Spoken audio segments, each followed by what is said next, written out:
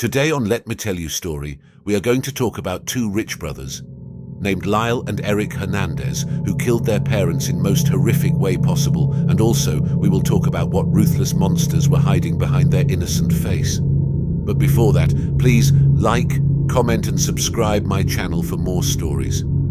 Okay folks, let me tell you story. Some families hide secrets behind the walls of their mansions. But in Beverly Hills, one family's secret wasn't hidden, it was written in blood. The story begins on a warm summer night in Beverly Hills, August 20th, 1989. Inside their palatial home, the Menendez family sat together like any other evening. But this wasn't a normal night. This was the night of a massacre. Lyle and Eric Menendez. Two brothers who seemingly had everything. They were the sons of Jose Menendez, a powerful and wealthy entertainment executive. Their mother, Kitty Menendez, had once been a beauty queen, but now she was a broken woman, trapped in the gilded cage of luxury and neglect. They lived in a mansion that screamed wealth and success, but behind the polished walls lay a far more sinister reality. From the outside, the Menendez family looked like a perfect picture of the American dream. But appearances can be deceiving. Behind closed doors, something vile had been festering for years. A deep, dark hatred that would soon explode into unspeakable horror. Lyle and Eric were not like other brothers. They weren't just driven by jealousy or rebellion, but by something far more monstrous. The two had grown increasingly resentful of their father's control and coldness, and their mother's emotional distance. What started as a childhood filled with wealth and privilege quickly transformed into a twisted desire for blood. On that fateful night, they didn't act on impulse. This was cold-blooded and calculated.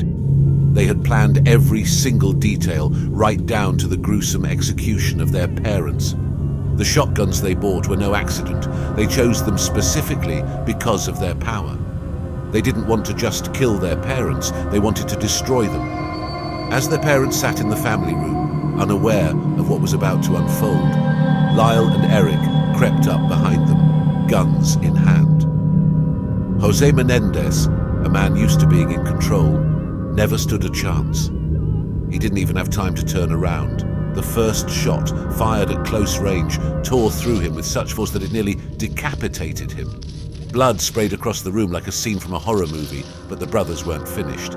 Kitty Menendez screamed, a sound so chilling that neighbors later said they could feel the fear in their bones. She tried to run, but in her panic, she slipped on the pool of blood spreading beneath her husband's body. The brothers reloaded their shotguns without hesitation. Their eyes were dead, emotionless. This wasn't a spur-of-the-moment act of rage. This was calculated butchery.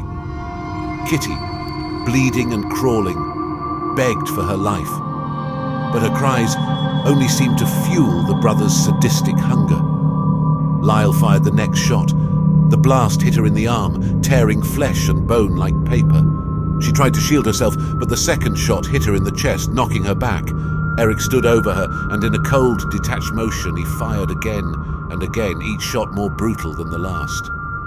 Kitty's body convulsed with every round, but even that wasn't enough. The brothers wanted to ensure there was no chance of survival, no matter how slim. They shot her in the face, point blank. Her once beautiful features were completely obliterated, her face reduced to nothing but a grotesque mess of flesh and bone. By the time the gunfire stopped, both Jose and Kitty Menendez were nothing more than unrecognizable corpses, mutilated beyond comprehension.